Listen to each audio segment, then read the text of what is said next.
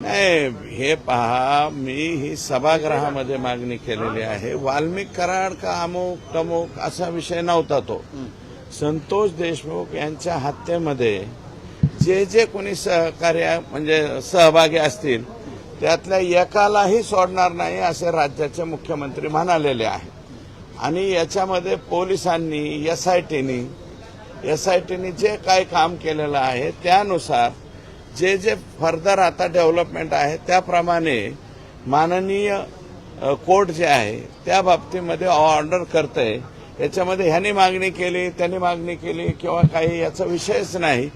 तोवर आमची एसआयटी म्हणजे राज्य सरकारची जी नेमलेली आहे त्या एसआयटीनं या ठिकाणी त्यांचं काम दाखवलंय आणि त्याच्यामध्ये मला वाटतं कोणत्या गुन्ह्यात त्यांना घेतलंय काय घेतलंय हे मला माहिती नाही.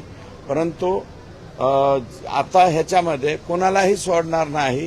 कायद्याच्या कचाट्यात जे जे सापडतील ते कायद्याच्या अंतर्गत येतील.